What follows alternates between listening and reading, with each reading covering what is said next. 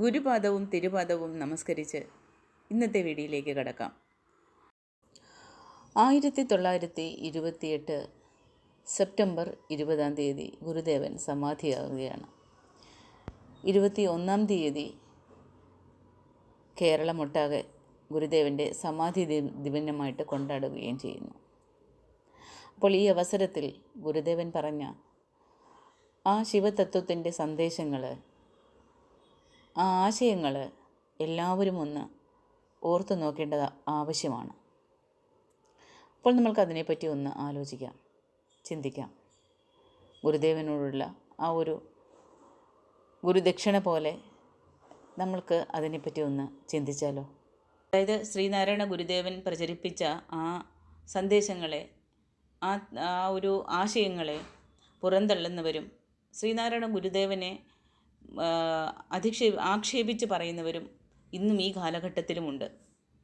പക്ഷേ അവരെല്ലാവരും ഇപ്പോഴും അജ്ഞാനത്തിൻ്റെ പിടിയിലാണ്.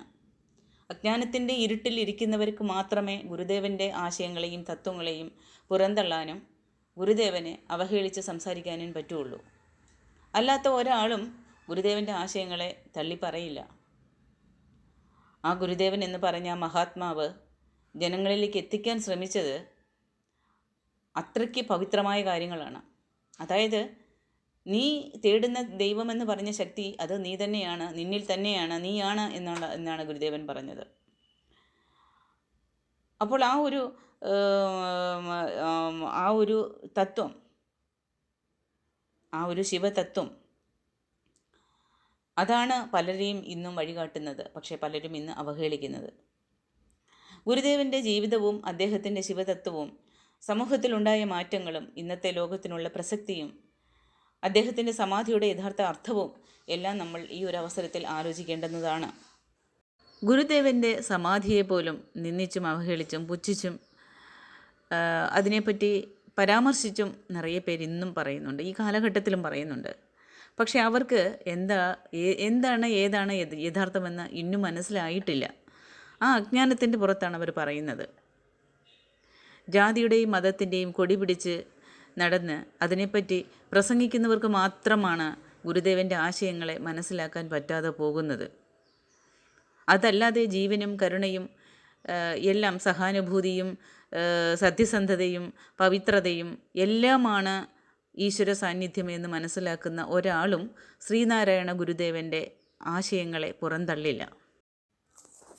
ഗുരുദേവൻ ജനിച്ച കാലമെന്ന് പറയുന്നത് അത് അജ്ഞാനത്തിൻ്റെ അന്ധകാരമുള്ള സമയമാണ്, അജ്ഞാനത്തിൻ്റെ ഇരുട്ടാണ്. ആ ഇരുട്ടിൻ്റെ കാലഘട്ടത്തിലാണ് ഗുരുദേവൻ ജനിക്കുന്നത്. ജാതി വ്യവസ്ഥ കടുത്ത നിലയിലിരിക്കുന്ന സമയം, മതദ്വേഷവും അന്ധവിശ്വാസവും കൊടുമ്പിരിക്കൊണ്ടിരിക്കുന്ന സമയം, ഒരു സാധാരണ മനുഷ്യനും ക്ഷേത്രങ്ങളിലോ സമൂഹത്തിലും പ്രവേശിക്കാനാകാത്ത വിധത്തിലുള്ള ഒരു ദുരവസ്ഥ. ആ അജ്ഞാനമാകുന്ന ആ ഇരുട്ടിൽ വെളിച്ചമായിട്ടാണ് ഗുരുദേവൻ ഉയർന്നത്. ബാല്യകാലം മുതൽ ഗുരുദേവൻ ധ്യാനത്തിനും ആത്മാന്വേഷണത്തിനും അതിന് മാത്രം സമയം ചിലവഴിച്ച ആളാണ്. പിന്നീട് ഗുരുദേവൻ സമൂഹത്തിനോട് പറഞ്ഞത് ഒന്നേ മാത്രമാണ്: മനുഷ്യനെ സേവിക്കുന്നതാണ് യഥാർത്ഥ ദൈവസ്നേഹം, ദൈവസേവനം എന്നാണ് ഗുരുദേവൻ എല്ലാവരോടും പറഞ്ഞത്. ഗുരുദേവൻ ശിവം എന്ന് പറഞ്ഞപ്പോൾ അത് ക്ഷേത്രത്തിലെ വിഗ്രഹത്തിൽ മാത്രം ഒതുങ്ങിയിരുന്നില്ല. ഗുരുദേവൻ പറഞ്ഞത് ഓരോ മനുഷ്യനും ശിവസ്വരൂപമാണെന്നാണ്. സർവ്വവ്യാപിയായ ദിവ്യത്വമാണ് നിന്നിലുള്ളത്, നീയാണ് ശിവമെന്നാണ്. നമ്മുടെ ഉള്ളിലെ ആത്മജ്യോതി തന്നെയാണ് ശിവം. സഹജീവികളിലും പ്രകൃതിയിലും ശിവം നിറഞ്ഞിരിക്കുന്നു.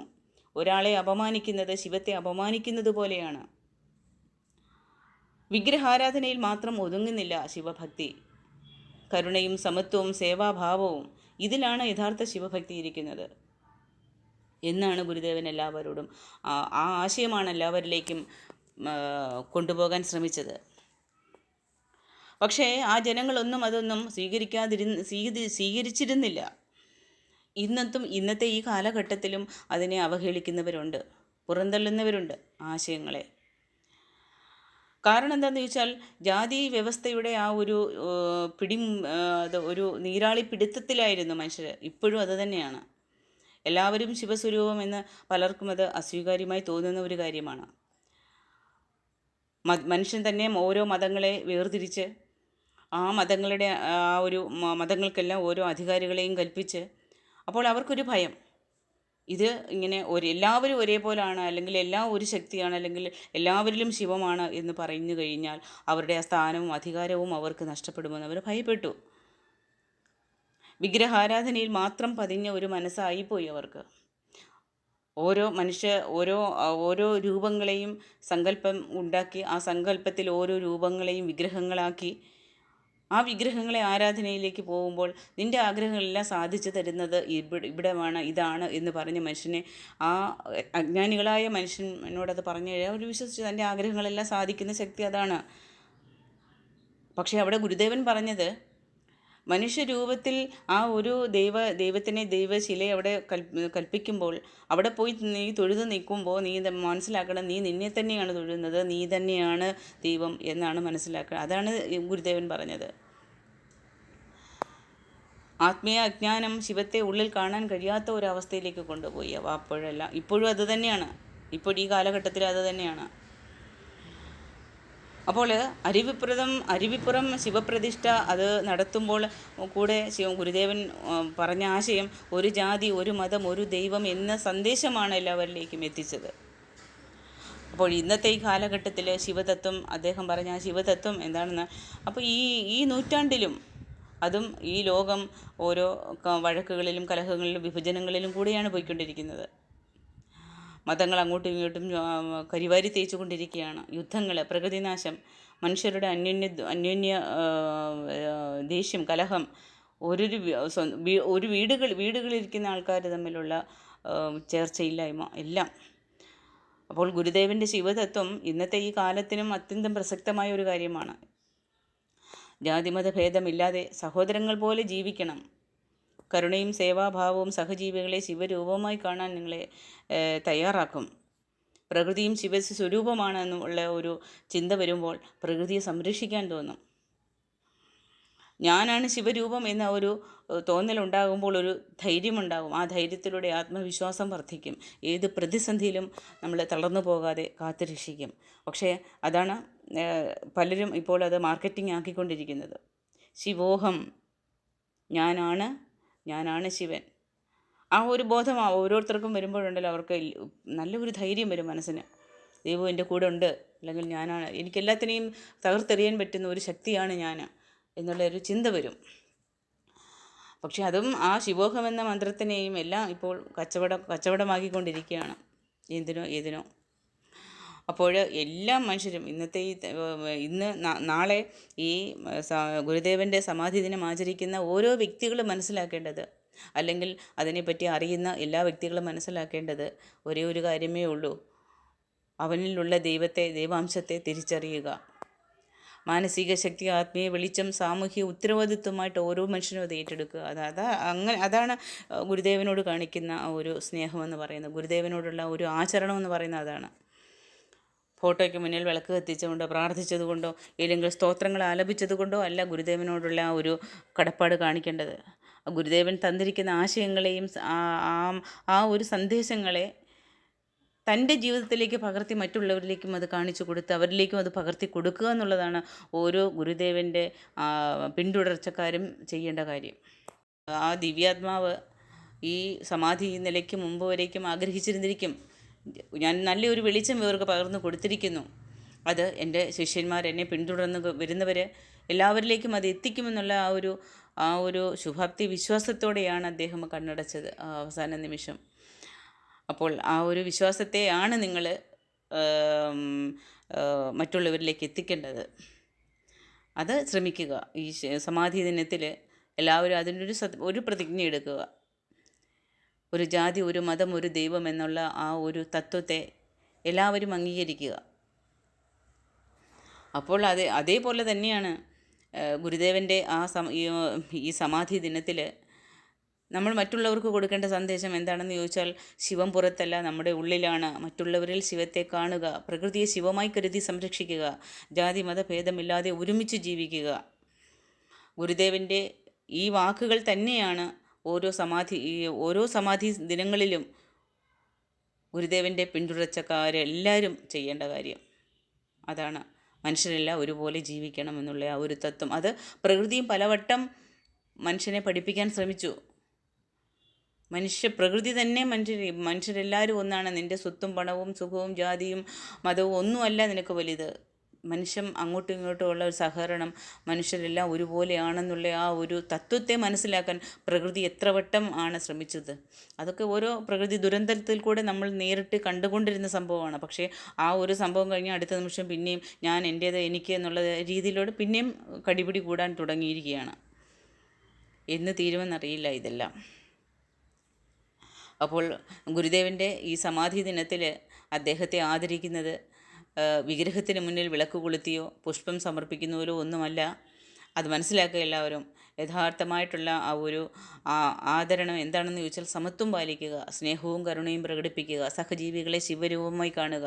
അപ്പോഴാണ് ഗുരുദേവൻ നമ്മോട് പറഞ്ഞ ആ ശിവതത്വം യാഥാർത്ഥ്യമായി തീരുന്നത്. അപ്പോഴാണ് ഗുരുദേവൻ്റെ അനുഗ്രഹം എല്ലാവരിലേക്കും എത്തുന്നത്. ശിവം പുറത്തല്ല, നമ്മുടെ ഉള്ളിലാണ്. മറ്റുള്ളവരിൽ ശിവത്തെ കാണുക, പ്രകൃതിയെ ശിവമായി കരുതുക, ജാതിമത ഭേദമില്ലാതെ ഒരുപോലെ ജീവിക്കുക. ഇതാണ് ഗുരുദേവനെ ഓർക്കാനുള്ള യഥാർത്ഥമായ മാർഗം. അതെല്ലാവരും പാലിക്കുക. അതുപോലെ തന്നെ ഈ അവസരത്തിൽ പറയാൻ പറ്റുന്ന ഒരു കാര്യമാണ്, ശ്രീനാരായണ ഗുരുദേവൻ്റെ പ്രതിമ കണ്ണാടിക്കൂട്ടിൽ വെക്കുന്നത് അതായത് പലരും വിചാരിച്ച് വെച്ചിരിക്കുന്നത് ഗുരുദേവൻ്റെ ആ ഒരു പ്രതിമയിൽ പൊടിയോ അഴുക്കുകളോ ഒന്നും പറ്റാതിരിക്കാൻ ഒരു കവചമായിട്ടാണ് അത് വെച്ചിരിക്കുന്നത് എന്നുള്ളതാണ് പലരുടെയും ധാരണ. പക്ഷേ അതൊരു അലങ്കാരമോ ഒരു ഭക്തിപ്രകടനമോ ആയിട്ടല്ല അത് മാത്രമല്ല, അതിനകത്ത് ആഴമായിട്ടുള്ള ഒരു അർത്ഥമുണ്ട്, ആഴത്തിലുള്ള ഒരു യഥാർത്ഥമായ ഒരു ആശയമുണ്ട് അതിൽ. അതെത്ര പേർക്ക് അറിയാമെന്ന് എനിക്കറിയില്ല. അതിൻ്റെ യഥാർത്ഥമായ ആശയം എന്താണെന്ന് ചോദിച്ചാൽ ആ ഗുരുവിൻ്റെ പ്രതിബിംബം അത് നമ്മളെ സ്വയം തിരിച്ചറിയാൻ വേണ്ടിയിട്ടാണ്. അങ്ങനെ കണ്ണാടിയിൽ നോക്കുമ്പോൾ നമ്മുടെ മുഖം കാണുന്നത് പോലെ ഒരു തോന്നലാണത്. ഗുരുദേവൻ്റെ പ്രതിമ ആ കണ്ണാടിക്കൂട്ടിനുള്ളിൽ വയ്ക്കുമ്പോൾ നമ്മളത് കാണുമ്പോൾ സ്വന്തം പ്രതിബിംബവും ഗുരുവിനൊപ്പം നമ്മൾക്ക് കാണാൻ പറ്റും. ആ കണ്ണാടിക്കൂട്ടിലിരിക്കുന്ന ആ ഗുരുവിനെ കാണുമ്പോൾ, ഗുരുവിനേക്ക് നോക്കുമ്പോൾ നമ്മളെയും നമ്മുടെ പ്രതിബിംബവും അതിൽ ആ കണ്ണാടിയിൽ കണ്ട് നമ്മളിൽ പ്രതിഫലിക്കുന്നത് ശ്രദ്ധിച്ചിട്ടില്ലേ? അപ്പോൾ ഇതിലൂടെ ഗുരുദേവൻ പഠിപ്പിക്കുന്നത് ശിവം പുറത്തല്ല, നിന്നിൽ തന്നെയാണ്. ഗുരുവിനെ ആരാധിക്കുന്നത് നിൻ്റെ ഉള്ളിലെ ദിവ്യത്വത്തെ തിരിച്ചറിയുന്നതാണ് എന്നതാണ് ആ കണ്ണാടിക്കൂട് കൊണ്ട് ഗുരുദേവൻ മനുഷ്യനോട് പറയുന്ന ആശയം. ഭക്തനും ഗുരുവും തമ്മിലുള്ള ആ ഒരു ഏകീകരണം, ഒരു ഐക്യമാണ് അവിടെ കാണിക്കുന്നത്. കണ്ണാടിക്കൂട്ടിൽ പ്രതിമ കാണുമ്പോൾ ഒരു വശത്തെ ഗുരുവിൻ്റെ രൂപം നമ്മൾക്ക് കാണാം, മറുവശത്ത് നമ്മുടെ പ്രതിബിംബത്തെയും നമ്മൾക്ക് കാണാം. ഇതിലൂടെ ഭക്തനും ഗുരുവും ഒന്നാണെന്നുള്ള ഒരു ഓർമ്മപ്പെടുത്തലാണ് ഗുരുദേവൻ എല്ലാവരിലേക്കും എത്തിക്കുന്നത്. ഓരോ മനുഷ്യനും ശിവസ്വരൂപമാണെന്ന ഗുരുദേവൻ്റെ ശിവതത്വമാണ് ആ കണ്ണാടിക്കൂട് നമ്മളിലേക്ക് എത്തിക്കുന്നത്. കണ്ണാടിക്കൂട്ടിലെ പ്രതിമയിലൂടെ ദൃശ്യമായ ഒരു ഉപദേശമായി മാറുകയാണത്.